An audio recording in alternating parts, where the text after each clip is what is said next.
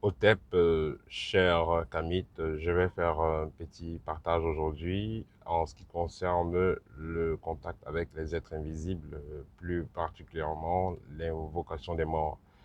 Alors, ce qui fait que je fais ce partage avec vous, c'est parce que je me suis rendu compte que plusieurs personnes ont des problèmes liés à ce genre d'expérience. En fait, j'ai eu une consultation avec un jeune homme du Ghana. Il fait de la spiritualité depuis à peu près 5 ans. Il m'a dit qu'est-ce qu'il faisait depuis ces 5 années. Il faisait juste des exercices de méditation, il faisait tout simplement des exercices respiratoires et de temps en temps des libations. Mais avec la montée du mouvement kémite, il a dit, bon voilà, il faut aussi qu'il entre pas en profondeur dans ses expériences et a décidé donc de mettre sur pied un hôtel rituel. Et dans cet hôtel rituel-là, il y a les photos, il a mis les photos de ses grands-parents qui sont déjà décédés et c'était les grands-parents également. Mais il se rend compte que depuis quelque temps, il ne dort pas très bien. Depuis quelque temps, il se sent fatigué, ils sont des blocages. Et voilà. Et il me consulte donc pour savoir quelle en est dans la cause. Si vraiment les esprits de chez lui, de sa famille, sont derrière lui pour l'assister, pourquoi est-ce qu'il continue à souffrir? Pourquoi est-ce qu'il souffre même de façon plus amplifiée? Parce qu'avant, quand il faisait ses exercices simples, il avait moins de problèmes. Et après donc avoir fait une consultation, je l'ai fait comprendre le problème et nous avons donc multiplié un programme pour résoudre ce problème. Et je donc pensé que c'est mieux que je partage avec vous donc la leçon qui est à retenir derrière ça. En fait, il ne faut pas comprendre, ne pas confondre le mort de la famille et l'ancêtre de la famille. Le mort de la famille, lui, il est vers le bas. On l'a enterré et voilà, il est vers le bas. C'est-à-dire que la conscience de celui-là reste vers le bas. Ça veut dire qu'il n'a pas accès au plan de lumière dans une conscience qui n'est pas développée, il reste vers le bas. À cause de quoi? À cause du fait que, à la mort de la personne, on n'a pas fait des rituels pour transmettre les énergies de la personne et l'accompagner dans la lumière. Ou alors cette personne est morte de façon brutale. Peut-être on l'a assassinée, peut-être on l'a exécutée quelque part, peut-être la personne a eu un accident grave, elle est morte. Donc tout ça fera donc que l'âme de la personne ne pourra pas avoir accès à un certain plan de conscience.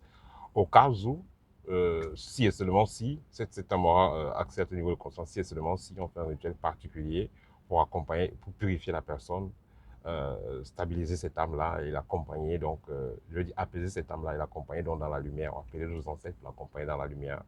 Tandis que l'ancêtre, c'est celui qui est vers le haut, c'est-à-dire qu'il a suivi, soit c'est quelqu'un qui avait fait un développement spirituel assez intéressant dans de son vivant, soit c'est quelqu'un qui est mort de façon naturelle, qui a laissé une lignée, qui a rempli certains principes pour avoir un statut d'ancêtre.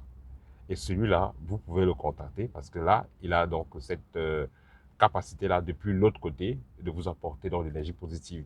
Or, celui que vous allez contacter qui est dans le bas, il ne va que faire vous tirer vers le bas parce que lui-même n'est pas dans l'équilibre, lui-même il a besoin ardent d'énergie.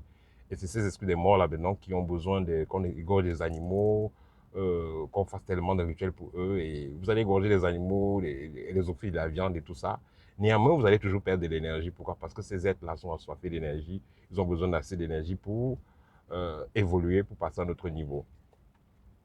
Sans compter ceux qui seront des âmes errantes. Tandis que celui qui est à un niveau de conscience élevé, celui qui est donc ancêtre, lui, il est dans un plan de haute énergie et lui peut vous envoyer donc de l'énergie positive.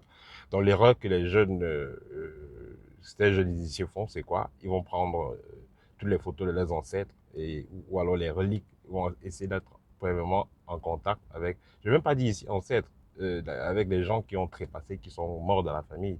Sans compter que il y a mort et ancêtre, il y a la différence.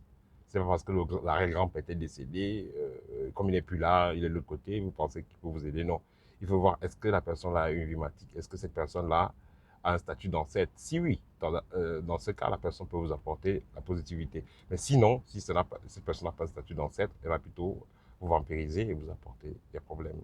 C'est pourquoi vous allez voir des personnes, elles ont des hôtels rituels, elles font des rituels à tout moment pour les disparus, mais ces disparus-là sont devenus des âmes errantes, des esprits vampireux qui vont passer le temps à les vampiriser et les mettre dans les problèmes. Parce que ces esprits-là ont besoin également d'évoluer et vont faire tout ce qui est possible pour évoluer, même s'il faut que ces esprits puisent l'énergie aux ressortissants de la famille.